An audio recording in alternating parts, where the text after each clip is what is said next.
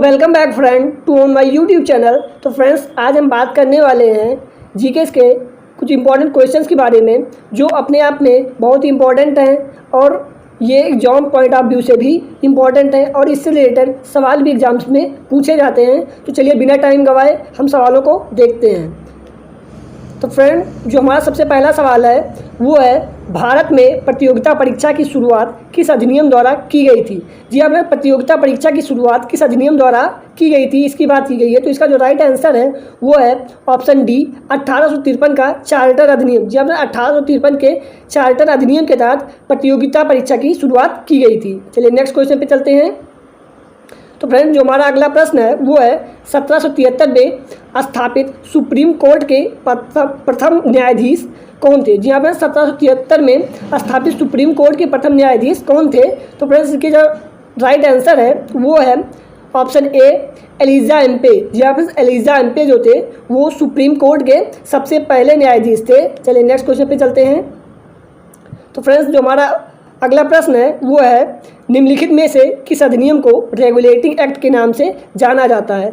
जी यहाँ पर regulating act के नाम से किस अधिनियम को जाना जाता है, इसकी बात की गई। तो इसका जो राइट आंसर है वो है ऑप्शन बी, 1773 का अधिनियम। जी यहाँ पर 1773 के अधिनियम को रेगुलेटिंग एक्ट के नाम से जाना जाता है, जो ब्रिटिश संसद द्वारा पारित किया गया था। ये पारित इसलिए किया गया था क्योंकि ईस्ट इंडिया कंपनी के कार्यों के कारण बंगाल में जो शासन का माहौल था वो बिगड़ चुका था, इसलिए इसे पारित किया गया था। और जो कंपनी का जो वहाँ का जो नियंत्रण था कंपनी के हाथों में, उसे अपने हाथों में लेने के लिए ब्रिटिश संसद ने ये नियम पारित किया था। चलिए अगले प्रश्न पर चलते हैं।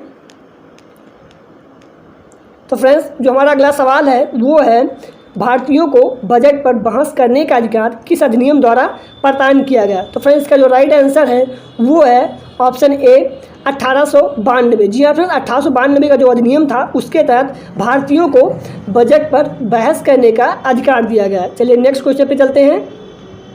तो फ्रेंड्स, जो हमारा नेक्स्ट क्वेश्चन है वो है, भारतीय महिलाओं को पहली बार मतदान का अधिकार कब प्राप्त हुआ।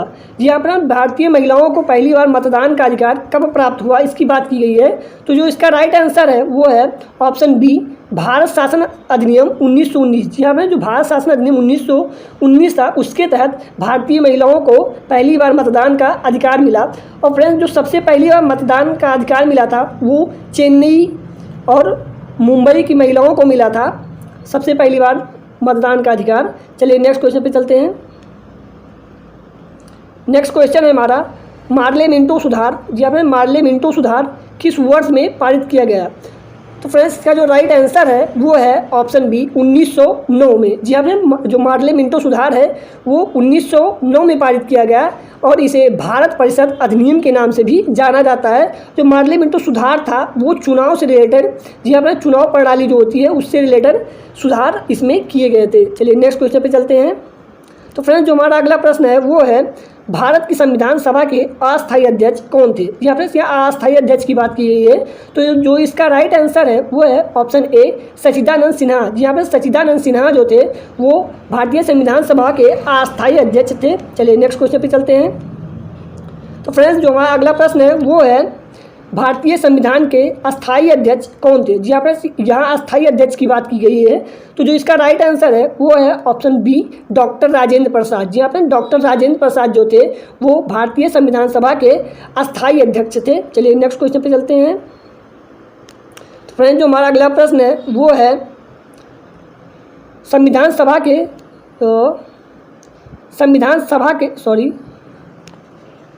जो हमारा अगला प्रश्न है वो है, संविधान सभा के पहले सत्र की बैठक कब हुई थी। जी यहाँ पर संविधान सभा के पहले सत्र की बैठक कब हुई थी। तो फ्रेंड्स, जो इसका राइट आंसर है वो है ऑप्शन सी, 26 नवंबर 1946 को। जी यहाँ पर 26 नवंबर 1946 को संविधान सभा की सबसे पहली बैठक हुई थी। चलिए नेक्स्ट क्वेश्चन पे चलते हैं। तो फ्रेंड्स, जो हमारा नेक्स्ट क्वेश्चन है वो है, भारतीय संविधान के प्रारूप समिति के अध्यक्ष कौन थे। जी यहाँ पे भारतीय संविधान के प्रारूप समिति के अध्यक्ष कौन थे, इसकी बात की गई है। तो जो इसका राइट आंसर है वो है option B, doctor Bhimrao Ambedkar. जी हाँ, डॉक्टर भीमराव अंबेडकर प्रारूप समिति के अध्यक्ष थे। चलिए नेक्स्ट क्वेश्चन पे चलते हैं। हमारा अगला प्रश्न है, भारतीय संविधान में भारतीय राष्ट्रीय ध्वज की रूपरेखा को कब अंगीकरण किया गया? तो फ्रेंड्स यहाँ अंगीकरण का मतलब है स्वीकार करना। तो जो भारतीय संविधान है उसमें भारतीय राष्ट्रीय ध्वज को जो रूपरेखा है जिसे वर्तमान समय में हम देखते हैं उसको कब स्वीकार किया गया? तो फ्रेंड्स जो इसका राइट आंसर है वो है ऑप्शन डी। जी हाँ, ऑप्शन डी 26 जुलाई 1947 को वो स्वीकार किया गया। चलिए नेक्स्ट क्वेश्चन पे चलते हैं। नेक्स्ट क्वेश्चन है हमारा, भारतीय संविधान सभा में महिलाओं की कुल संख्या कितनी थी? जी हाँ, महिला सदस्य जो है उनकी संख्या कितनी थी इसकी बात की गई है। तो जो इसका राइट आंसर है वो है ऑप्शन डी 15। जी हाँ फ्रेंड्स, 15 सदस्य ऐसी थी जो महिलाएं थी। चलिए नेक्स्ट क्वेश्चन पे चलते हैं। नेक्स्ट क्वेश्चन है हमारा, भारत के संविधान का निर्माता किसे माना जाता है? तो फ्रेंड्स जो इसका राइट आंसर है वो है ऑप्शन बी आर अम्बेडकर। जी हाँ फ्रेंड्स, डॉक्टर भीमराव अम्बेडकर को भारतीय संविधान का निर्माता माना जाता है। चलिए नेक्स्ट क्वेश्चन पे चलते हैं। तो फ्रेंड्स जो हमारा अगला प्रश्न है वो है, विश्व का सबसे बड़ा संविधान किस देश का है? तो फ्रेंड्स यह बात की गई विश्व के सबसे बड़े संविधान की, तो इसका जो राइट आंसर है वो है ऑप्शन ए भारत। जी हाँ फ्रेंड्स, भारत देश का संविधान ऐसा है जो विश्व में सबसे बड़ा संविधान है। चलिए नेक्स्ट क्वेश्चन पे चलते हैं। तो फ्रेंड्स जो हमारा नेक्स्ट क्वेश्चन है वो है, भारतीय संविधान के मूल अधिकारों का सिद्धांत किस देश के संविधान से लिया गया है? तो फ्रेंड्स यहाँ बात की गई है मूल अधिकारों के सिद्धांत की, तो इसका जो राइट आंसर है वो है ऑप्शन ए अमेरिका। जी हाँ, अमेरिका के संविधान से मूल अधिकारों का सिद्धांत लिया गया है। चलिए नेक्स्ट क्वेश्चन पे चलते हैं। तो फ्रेंड्स जो हमारा अगला प्रश्न है वो है, भारतीय संविधान के किस भाग को उसकी आत्मा कहा जाता है? यहाँ पर यहाँ आत्मा की बात की है कि किस भाग को उसकी आत्मा कहा जाता है। तो जो इसका राइट आंसर है वो है ऑप्शन सी प्रस्तावना। यहाँ पर भारतीय संविधान के प्रस्तावना को उसकी आत्मा कहा जाता है। चलिए नेक्स्ट क्वेश्चन पे चलते हैं।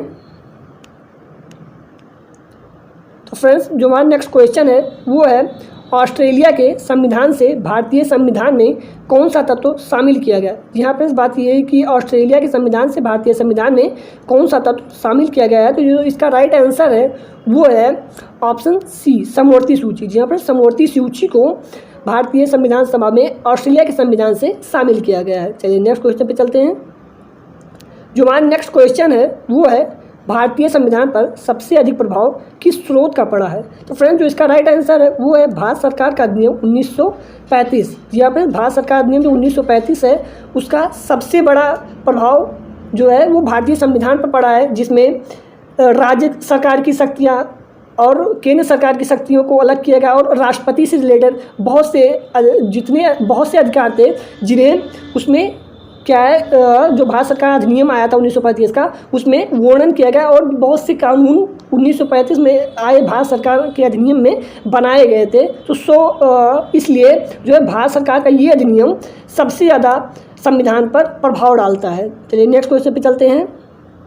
तो फ्रेंड्स जो हमारा अगला प्रश्न है वो है, संविधान सभा में उल्लेखित स्वतंत्रता, समानता और बंधुता की संकल्पना किससे प्रेरित है? यहाँ पर बात की गई है कि जो स्वतंत्रता, समानता और बंधुता की संकल्पना है वो किससे प्रेरित है? तो उसका right answer option A France के संविधान से। यहाँ पर फ्रांस के संविधान से स्वतंत्रता, समानता और बंधुता की संकल्पना प्रेरित है। चलिए नेक्स्ट क्वेश्चन पर चलते हैं। तो फ्रेंड्स हमारा जो अगला प्रश्न है वो है, नेक्स्ट क्वेश्चन है, भारतीय संविधान के किस भाग में नीति निर्देशक तत्वों का उल्लेख किया गया है?